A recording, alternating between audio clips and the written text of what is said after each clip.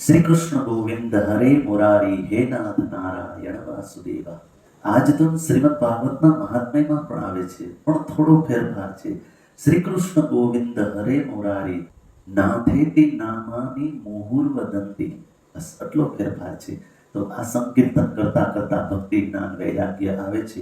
તો આ સંકીર્તનથી ભક્તિ જ્ઞાન અને વૈરાગ્ય આપણી અંદર પુષ્ટ થાય છે. અને આ ધૂન એમની અંદર ભગવાન શ્રી કૃષ્ણ પરમાત્માની આખી લીલા આવી જાય છે. આમ વ્રજના સંતો કહે છે આ ધૂનની અંદર ભગવાનના 7 નામ છે: શ્રી કૃષ્ણ, ગોવિંદ, હરિ, મોરારી, હેનાથ, નારાયણ અને વાસુદેવ.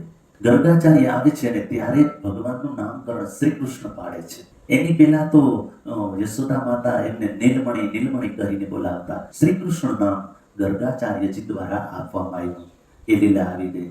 ગોવિંદ ભગવાન ગોવર્ધનને ધારણ કરે છે અને સુરભી ગાયે આપેલું નામ એ છે ગોવિંદ.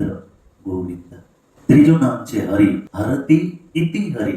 ગોપીઓના જે ચિત્તને હરી લીધા, ગોપીઓના મનને હરી લીધા માટે હરિ. ચોથું નામ છે હેનાથ. ભગવાન 16,108 પટરાણી એમની રાણી એમના નાથ છે. અને જીવ માત્રના પણ નાથ પરમાત્મા જ છે. પરમાત્મા જ સૌના પતિ છે. માટે હે નાથ.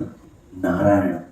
મહાભારતના યુદ્ધની અંદર ભગવાનને વિશ્વરૂપના દર્શન અર્જુનને કરાવ્યા તો નારાયણ આવી ગયું.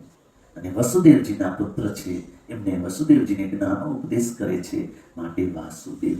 તો આ એક જ ધૂનની અંદર ભગવાન શ્રી કૃષ્ણ પરમાત્માની પૂરી લીલાનું સંકીર્તન થાય છે.